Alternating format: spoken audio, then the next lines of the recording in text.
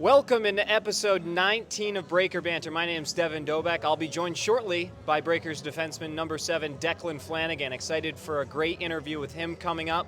But the Breakers back in the win column. They snapped their 7-game slide with a win last Saturday against the Zydeco on home ice. A 7-3 final in that one. Flanagan picked up his first goal in that game as well. We'll talk to him about that and what was going through his head. But Friday night, a 6-2 loss against the Zydeco, but that line brawl to start period 3 might be the turning point for this team. They're heading into a 4-game road trip, coming up 2 against the Topeka Scarecrows this Friday and Saturday, and then the following weekend against the Monroe Moccasins. So a couple tough games, but they've already beat Topeka once this season, so who knows? History may repeat itself. But we do have our one really cool promotion that we just launched, and that's our holiday stocking stuffer. So 4 tickets to the game on December 27th, 4 official Breakers game pucks, 4 small waffle cones, and 4 Sky Zone jump passes. That's $224 value for just $88. You can call our office to get yours or visit us off East Pass Road, 1643 East Pass Road,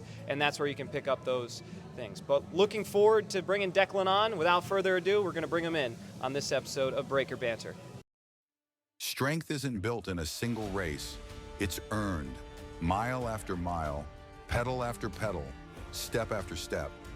The same endurance that drives athletes to the finish line fuels the steady hands and sharp focus required in surgery. It's about resilience, precision, and commitment in competition and in the operating room. Because true performance means showing up with excellence, no matter the arena. And we welcome you back here on Breaker Banter. As promised, Breakers defenseman Declan Flanagan joins the panel. Declan, welcome so much. Thanks. Happy to have you on. Thanks, Dad. Thanks for having me. I just got to say, you look great tonight in that black hoodie. You also look great. We're both rocking. What do you got? Quarter zip? I got a half zip, but we are matching. This was not planned, but we did ride together, and so we connected the dots, and here we are. So we're matching, but that's just kind of the chemistry that's building on here in Biloxi. But Declan, let's peel back a few layers of your hockey journey. Where to even begin with you? We go back to growing up in Ottawa, Ontario. What was it like to play growing up in the country of hockey up in Canada? Yeah, I mean, it's kind of a hockey hotbed up there. I mean, obviously, when you think hockey cities, you think Michigan, you think Toronto, you think Boston, you think of these big major cities. But hey, we got some talent from where we're from too. So growing up in Ottawa, it's crazy. It feels like there's almost a rink on every corner, right? It's growing up in Canada, all kids know is hockey. So it kind of felt like ever since I was born, I've had a stick in my hand at this point. But yeah, there's no shortage of hockey up north. So who were those mentors for you growing up? Obviously, hockey was all around you, but when you were younger, how did you get into your love of the game? Honestly, I think my love of the game came from just watching TV. I mean, my dad's told me countless stories of me just watching sports instead of being a normal kid and watching cartoons. And yeah, I mean, I think that's where I kind of found my love of the game. I found pictures of me when I was probably 2-3 years old, cheering on Canada at the World Juniors, winning gold over the U.S., just to throw that out there for you guys. But no, I mean, I grew up kind of just watching hockey, running around the house with a mini stick, and kind of just everything in between. I just kind of fell in love with the game. So growing up also, you were an only child living with your parents. So where did that competitiveness come from? Where did you kind of get that competitive spirit that we see very much the heart on your sleeve style that you play with today? Yeah, I mean, I think that just kind of comes from being a competitor my whole life. I've hated to lose ever since I was a little kid, and I think my my parents tried to teach me that at a young age. But hey, I mean, a little bit of competitiveness is good, obviously. So I hate losing. Like I said, it could be a game of cards on the bus, and I don't want to lose. So yeah, the guys have got some good stories, but no, winning's everything to me. I obviously came down here. I wanted to win a championship. I wanted to build a winning culture, new team, come in here, and really set an example for guys. Sticking with your childhood just for a little bit longer before we get into everything going on here in Biloxi, what was your favorite NHL team and player growing up? I know you've got a couple. You say you like Ottawa, but you also like Dallas. So kind of enlighten us on your view. Yeah, so I call myself, this can be a little shout out to one of my good friends back home, Mark Mathot. I've kind of been a fan of his since I was a young kid. I always saw him throwing the huge hip checks and laying the big hits, and he was kind of a stay-at-home defenseman. So I kind of growing up, I was a bigger kid. I looked up to him quite a bit as a role model of how to play my game. He liked to hit, like I said. Wasn't a big points guy, but he knew his role on the team. So I guess you could say that's kind of like my biggest mentor in hockey, and thankfully enough, I'm still contacted with him today, and he's really good with helping me out whenever I have questions or comments or anything I'm going through during the season. So he's a great guy to have in my corner for sure. Shifting gears here, so you play in your hometown of Canada for 3 seasons. You finish in 2018 with the most penalty minutes in the league with 90. What was it like playing that close to your hometown?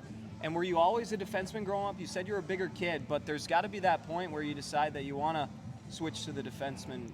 Yeah, so I mean, I made the switch to D my first year novice, so that would have been about 8 or 9 years old. And yeah, I've played forward before that. I remember I thought I was going to the NHL when I was about 5-6 years old, and I scored 50 goals in IP. But yeah, careers don't really bloom out of IP. So yeah, novice. By that standard, I'd be there too. Yeah, I thought, well, I was kind of like Danny Heatley. I scored 50 in 07 as an IP, little Mike kid. So a little shout out to Danny Heatley there. But yeah, it was that was the year I made this transition back to D, and I kind of just stuck with it ever since.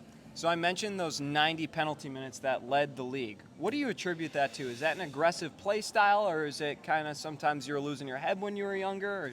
No, I'd say I like to really throw the body. I remember being like playing younger, you'd get 4 minutes for a head contact if you just blew a guy up open ice because they didn't want anybody getting hurt. Seemed to find myself in the box for a lot of head contacts, as I'll call them, quote unquote. That 90 penalty minutes, now you're jogging my memory. I think I got tossed one day for chewing out a ref, and I chalked up about 30 minutes in one night. So that's pretty good. Well, yeah, that's probably the most I'll ever have in a game. Forever enshrined as the PIMS leader back in 2019. Yeah. But after that, we've got 2019 to COVID, where you're with 3 different CCHL2 teams. Yep. What was going on in that span of a calendar year? You played for 3 different places within the same league. How did it shape your hockey journey? Yeah, so it was kind of a crazy year, actually. I remember I got the call that I was originally traded from the first junior team I'd ever played for, which was the Whitewater Kings, and they called me actually, and they said, hey, we just traded you closer to home. We figured they would be a better fit for you, less travel. And I honestly, at the time, I thought it was great, close to home, friends, family can come watch more often, obviously, and honestly ended up not working out so well. We didn't have a great team, and like I said earlier, I don't like to lose, and my name kind of became available at the deadline. And long story short, I ended up getting traded to Westport from Richmond, and that's kind of where I finished my career in the CC2. So I played there for a year, and then obviously COVID hit, so we lost the year there. But yeah, that was the extent of my time in the CC2. It was kind of the start of my junior career, and I guess I kind of owe a lot of like credit to that of where I am today. So after your time in the CC2, the coronavirus hits. Let's talk about that. I didn't put it in the script, but I think that it's interesting to note, professional athletes, like, they weren't really sure what to do when COVID hit, because it was like their whole thing is to play in front of people and to go to the facility and be out in public all the time. So when you were playing hockey and the coronavirus hit, how did you keep yourself busy and staying in shape?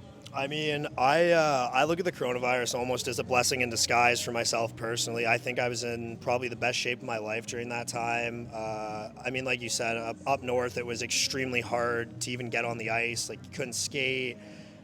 Group sizes were so small that, like, even private sessions weren't being run. We had no practices, no games, no nothing. So I turned a lot of my focus. I kind of built like a little makeshift home gym with my dad and a treadmill and a bike, and I was about it, and I kind of just took that and used that, stay busy. Me and my buddies, I mean, we'd go on bike rides, we'd go golf, but again, like, that was really all you could do. So it was, like I said, it was a bit of a blessing for me, because it kind of helped me kind of really narrow in my focus on what I wanted to do moving forward with hockey, and kind of just better myself as an individual. Yeah, it was crazy. I can remember even going to NHL games when they first started letting the public back in. You'd have 10%, 20% capacity. You need to show your Vax card, which, truth be told, is what made me get one in the first place. I wanted to go see the Bruins play. But what a crazy times it was. I mean, seriously. But moving on, past COVID. So after that, you go to the Meaford Knights for 2 seasons, and this is where you really began to blossom. 77 games played, 25 goals, 59 assists, and 125 penalty minutes in that span. What was working so well for you in the GMHL? Honestly, I think it was just coaching staff and a general manager that believed in me and believed in my skill set of what I brought to the table. And I think I owe a lot of my success to being in Meaford, and I stand by that to this day. It was my first time away from home. Yeah, I mean, being there, being on the ice every day, and really working on a craft that you're dedicated to definitely improves yourself over time. So yeah, what clicked there was I think I just figured out like what kind of a player I was at the time and kind of just went with it. So I remember I got a really hot start to the season and I kind of just never looked back. I took the ball and kind of ran with it. So your second season there, after an impressive first year, your second season there, you're named the assistant captain, you're coined an all-star when all's said and done. Where do those accolades rank for you? Yeah, I mean, being an assistant captain, I've always tried to pride myself of being a leader and being a good guy in the room for all the guys, bringing the boys into battle, make sure we're ready to go every night. And I make the joke that I'm a huge room guy on the team, but I do really like being a leader on a team anywhere. So I'd say it's pretty high for sure. But being in the All-Star game, it was kind of a cool experience to be around like the best players in the league and kind of just see how they take it and how they treat things and kind of get their perspective on things. It was the first real time I had been in a setting where I was like able to do that away from like an actual game, like a serious game, right? It was kind of just for fun, which is what the whole point of an all-star game is, but it was cool just to kind of see everybody else's perspective on it. Did you feel any extra responsibility because now you're coined as one of the best players when you're given that all-star title, you're named an assistant captain? Was there any added pressure to your load as a leader?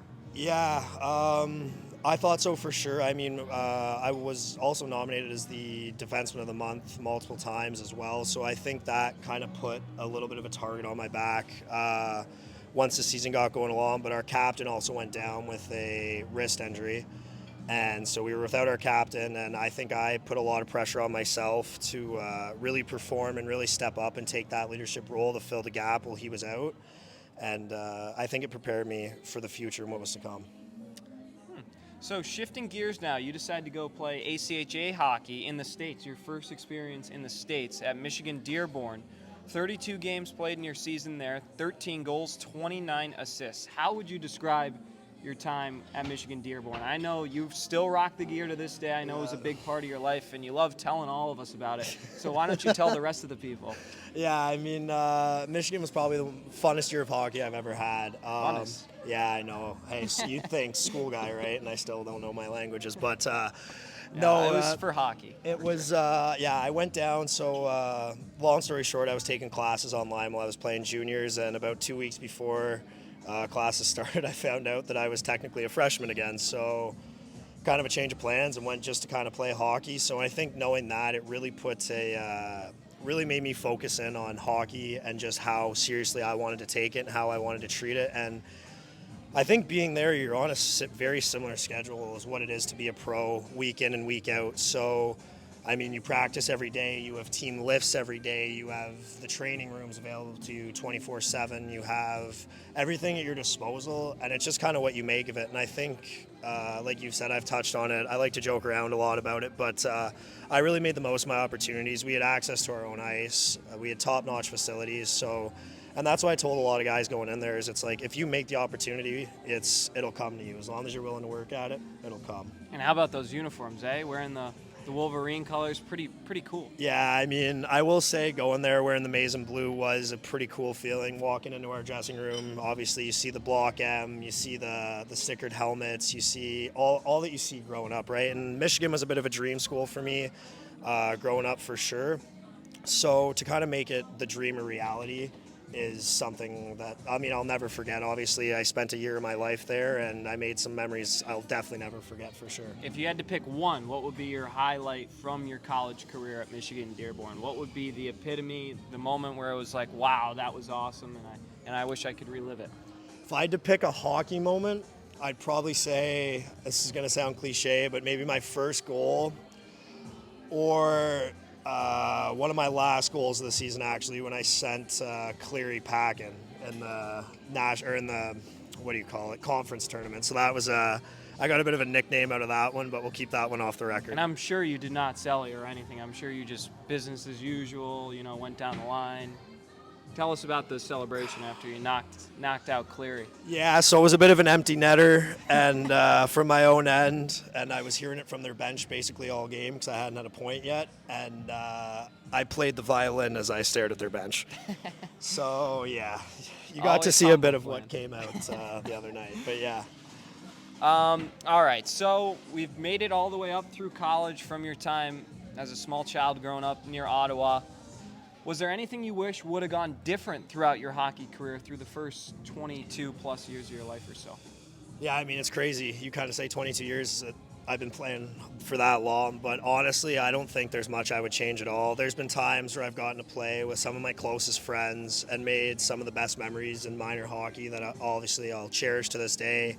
I mean, there's guys that I played with when I was 3-4 years old that I'm still very good buddies with, that I keep in contact with. But honestly, as much as my career has been all over the place, it's opened my eyes to so many things, and it's kind of given me so many opportunities in life that I honestly don't think I'd change it one bit.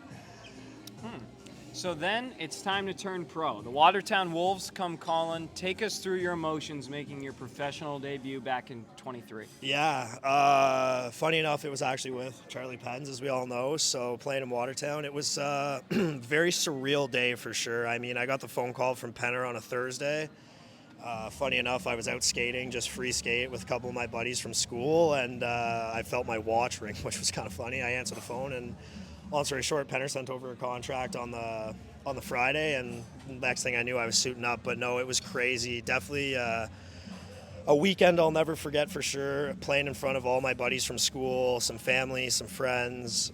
Made the trip down to Michigan to watch it. So crazy experience for sure of how it kind of all came to light, but one I'll cherish forever. You said Michigan. Did you debut in Port or So, Motor? yeah, I debuted actually at Big Boy Arena in Motor City. Funny enough, wow, so that's awesome. So we played some college games there too, which was kind of nice, playing a bit of a familiar barn for Full sure. world moment, but everything comes back together. Yeah, it was crazy. So through 2 seasons in Watertown, 4 goals, 10 assists. Can you speak to your time playing with the Wolves? Obviously, injuries was a bit of a hassle there as well that kind of stunted you. But what was it like? What did you like? What did you not like? Of course, we know about the success of the team early on last year, but take us through your thoughts. Yeah, I mean, so like you said, I played I think it was the last 15 or so games with them my first year there, and then I played about 20-some games last year. And obviously, you touched on the injury with last year, which was obviously a little bit of a setback for me, which obviously sucks. You never want to be hurt, but I feel like I took it with a grain of salt and kind of came back stronger. Watertown, it was a great spot,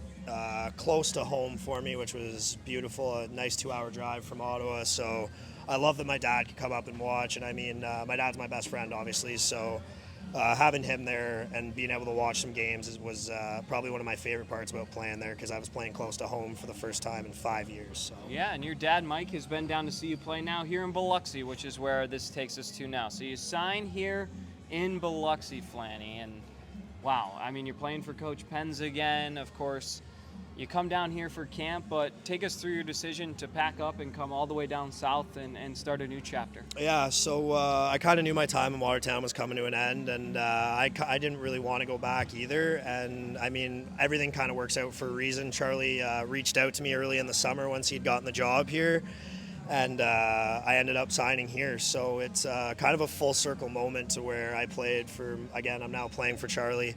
But nothing but respect and good things to say about Charlie. He's a great coach, great GM. But another thing, too, coming down here, it made it easy to sign here as well, because playing for someone that you're comfortable for and someone you've played for in the past makes you almost settle down a bit when you're on the ice, for sure. Yeah, we talked with Carter Thornton a couple weeks ago about just the differences between Watertown and Biloxi, and namely it's the size of the rink. So, I mean, the biggest barn, the smallest barn, it's a huge change. There's a lot of changes. So comparing the two, what do you like here about Biloxi early on in the season? I mean, this is going to be a cliche thing to say, especially being from up north, but definitely the weather. I mean, me and you have had a couple talks about the weather. It's a good time down here. Starting to get a little cool, though. Yeah, that's why we're rocking the quarters. But it's snowing back home, so yeah. But yeah, no, the weather, obviously the rink is like world class. You don't really see a Fed rink hold 10,000 people. Nine. Nine, Yeah. but very Point close. taken. I mean, I remember the first time I walked in and just seeing kind of the light shining down on the ice, and kind of took me a sec to really take it all in to be like, this is what it's like to be a pro. And yeah, it was definitely a cool experience. I mean, obviously, like I said, the weather, the rink, we got great fans. I think It's we a got nice drive to the rink. We were talking about that on the way here. We You were. really can't beat it. I mean, you're driving right on the beach as the sun's setting, because you guys are getting there 4:30, 5 o'clock. Yeah. So it's right as the sun's setting, driving to the rink on the beach. It really is, as you put it, world class and pro. Yeah, and that's another thing too. Is I mean, you can't really have a bad day at the rink when you come out and the beach is 10 minutes from a 10-second walk from the doors. So it's yeah, it's nice to play down here for sure. So, you come down here to Biloxi. Coach Penn's recruits you along with a bunch of others here. You guys go to camp. What kind of culture is he looking to build, and what do you add? I think Charlie, and he's really inserted this into our brains right from day one, is he wants to build a winning culture here, and I think a lot of us are all on board with that. So that's the culture that I want to be playing for. I want to play for a winner, like I said. Again, competitive person, as we all know. Oh, yeah. And yeah, I mean, I stand by that. If you don't want to be a winner, nobody likes to lose, as my kind of philosophy. So, I mean, that's the culture we're building here, and I think we're on our way to doing that for sure. In your second game as a breaker, you face a setback. Out in Topeka, you have an injury. What was going through your head in that moment? I mean, obviously you didn't know you were going to be out for a month, but coming off an injury in Watertown, you pick up another one. Just take us through the mind of an athlete in that tough scenario. Yeah, obviously not how you want to start a season whatsoever, but I honestly didn't know that my hand was broken up until about 20 minutes before the next night, and we couldn't get my hand in a glove, so kind of made the last minute decision to scratch. But yeah, it was definitely a big setback. I mean, I don't think a lot of people talk about the mental side of being an athlete and what it takes day in and day out to like really keep a clear head. And I think this was one of the more challenging ones. At least last year when I broke my leg, I was able to go home and relax and kind of get taken care of in a comfortable setting almost, and what I was used to. But yeah, I broke my hand and I actually had surgery, which sucked. But there was obviously the days where you kind of just roll out of bed and it's like, just get to the rink and get it over with. And I think I owe a lot of that to my teammates. A couple guys, a couple shout outs here. Dev, first class. You really kept me going through the hard times. Trey Fisher, my roommate, probably one of the best teammates I've ever had. Rosie, always keeping it light for me. And I mean, I could go on and on, but yeah, the boys really got me through it. And I remember I listened to it's going to sound dumb, but the Kachuk's podcast. And Brady was talking about how he had just had his hand done and his surgery and what it takes to come back. And I think I kind of learned a lot from that. Just kind of other people's insights on it, and how to kind of like, I guess come back stronger isn't the right word, but to really get you through the tough days and make the better days better, the good days better. Yeah, well, I appreciate that, Flanagan, very much. Appreciate the kind words, as I'm sure the others do as well. But talking about the recovery specifically, what kind of amenities or people, personnel do the Breakers have that helped you get to where you are? I know there's some great trainers. I know we got a great doctor, so why don't you throw some more shout-outs? Yeah, so I'll give a quick shout-out to Dr. K for getting the surgery done for me and getting it done so well and so quick. Danville Orthopedic. Yep, that's the one right there. And then we're going to give another shout-out to Gracie, our athletic therapist. Game days, practice. She's been great with the guys. She's always helping us out in the mornings, after practice, before games, after games. She's great. So yeah, we've got some pretty top-notch recovery equipment here. The doctors are great, so really can't go wrong where you go. So, Flanny, you get back on the ice. You've only had it's your third game under your belt. We'll fast forward to Baton Rouge, which was this past Saturday. You score a goal on the rebound, kind of a chaotic scenario, but as someone who was just out for a month, coming back and picking up your first goal with your new team, just take us through the emotions that you felt and the celebration afterwards. Yeah. Quite the elaborate one. Yeah, so you've been giving me a hard time for this one. So honestly, I think I blacked out a little bit. The emotions were definitely running high, close game. I've always been taught play to the whistle, and I never heard the whistle. So, No, there was no whistle. There was a goal horn, but there was no whistle. Yeah, so I watched it back. I mean, I saw the puck sitting in the high slot and nobody kind of going to it, so I was like, oh, might as well just put this in. Like, worst case, they're going to give the goal to somebody else, right? So I ended up tapping it in, and then I saw the ref's hand kind of point as a goal, and I think I blacked out a little bit, honestly, dropped to one knee, jumped into the glass, the whole kit and caboodle. You know it. You saw it. I loved it. I did. Yeah, I told you. I kind of hinted at it if I scored last weekend that I was going to try to blow the roof off that place. So, like I said, rock star status. Yeah, rock star. You're an up-and-coming rock star down here in the South, Flanny, as some are coining it. But so keeping it moving here, we're wrapping up, but it's no secret that the Breaker defense has been an issue this season, especially with your absence. What can you do to help on the back end, getting back now? This will be your 4th and 5th game since your injury. Defense still needs help. They give up 45 shots even in the win against the Zydeco. Yeah. So what can you do to help limit that and play a little tighter? Yeah, I mean, I don't think it comes down to one guy coming back in the lineup. I think it's first of all, it's a whole team game, obviously hockey, but we've been working on our D zone. We're working out the kinks, and I mean, the season's still early. We're all just playing together for the first time. You see some of these guys that have been playing together on teams for 5-6 years now, and we're starting to iron out the kinks, but honestly, I just want to come in and do whatever the team needs me to do on any given night to get a win or get the 3 points. So whether that's if I need to provide offensively or if I need to provide defensively, I'm more than happy to help in either way. And you're using the body a little bit coming right off injury. A couple big hits against the bench there too. Yeah, I talked to Penner a bit before the game that night, and we kind of talked about how much adrenaline I would be on, kind of coming off of an injury and not really much practice. So yeah, I was definitely fired up for sure, and emotions were running high. So it was good that I could kind of keep them in check a little bit. But yeah, no, for sure, that's something I've been working on as I've made the jump to the pro level, is working on my physical side of my game, definitely laying the body a little bit more and just being meaner to play against. And that's something me and Charlie have been working on for a couple of years now, I guess, what feels like a couple weeks. But yeah, that's something I'm working on today for sure. What do you think of the group that's been built here? Do they have the potential to make a run? What are the positive signs that you can foresee for the rest of the season? Yeah, for sure. I mean, I definitely think we have the potential to go on a bit of a run here. We have a great group of guys in the room. Everybody gets along. I don't think I've ever played with a tighter knit hockey team. It's crazy. I mean, even playing in Watertown, we didn't all live together, but now living together, I think it just adds so much more of a perspective of how close we are as a family. I mean, we definitely have the talent in the room, and we definitely have the work ethic, so I think we're able to go on a run by the end of the year. All right, wrapping up here, but what's your favorite thing about being down here in Biloxi? It doesn't even have to be hockey related, maybe something that you've had the chance to do or see. It's tough to pick. I know. I was going to say it's definitely tough to just pick the one, but I think honestly just being with the guys, being in the nice weather, it makes going to the rink. None of this feels like a job, but it's crazy to say that this is our job. But it's honestly everything, just all the little day-to-day stuff, honestly, like going to grab lunch with the guys or the small chats. We have some fun back at the apartment, some heated pickleball tournaments, and I know me and you were talking about the golf course, but so we'll have to get that I go. smoked him in pickleball when he had the broken hand. Well, I want that on the record, so here it is. Yeah, so Dev really likes to bring that one up, so I'm going to take my talents to the golf course, and we'll settle it there. Sound good, All bud? right, yeah, I'm ready to bud. go. I'm ready to go. What's your handicap?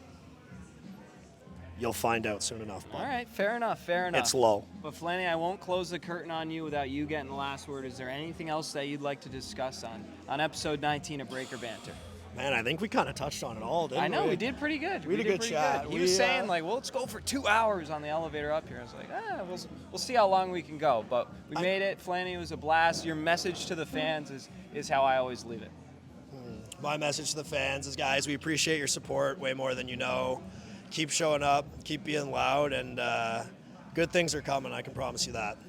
All right, that's Declan Flanagan. I'll be back in a couple moments to wrap up episode 19 of Breaker Banter. But Flanny, thanks so much for hopping on. It was a blast. Thanks for having me, man. Maybe you'll have me back, and I kind of want to interview you one day. Yeah, maybe we could do that. Maybe we'll do that. Maybe Flanny will interview me. We'll see. I still got a few more guys to go on. We've got some rumors about next week, so excited. It's going to be a big guest. We'll put it that way. I've heard. Yeah, so we've heard. But Flanny, thanks so much again. I'm going to wrap this up in a few moments here, but appreciate having you on. Thanks, buddy. All right.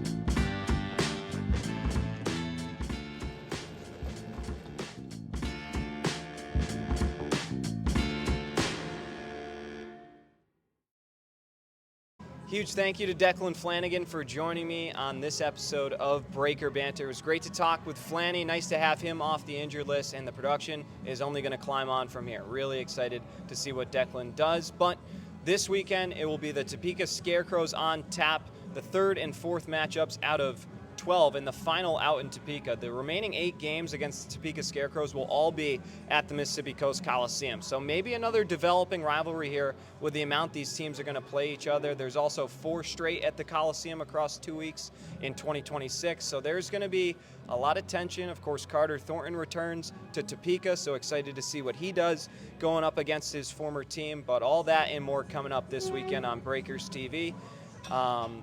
Shifting gears. Our holiday 4-packs are on sale. 4 tickets to the December 27th game, 4 official game pucks, 4 small waffle cones from Ben & Jerry's right here at the Hard Rock Cafe, and 4 Sky Zone jump passes. That's all for just $88. That's a $224 value. So get yours now. You can call our office or visit them 1643 East Pass Road in Biloxi. But yeah, it's going to be a fun time to be a Breakers fan. They just got their last win. They've already beat Topeka. I think it's going to be a competitive series in a cool environment at the Stormont Vale Event Center. They've been towards the top ranks of attendance numbers, so it's going to be a lot of people playing in front of, but this team has shown that they can get through all kinds of adversity. So looking forward to it, but again, a huge thank you to Declan Flanagan, who joined me on the show here today. And for myself, Devin Dobek, we'll see you next Tuesday on another episode of Breaker Banter.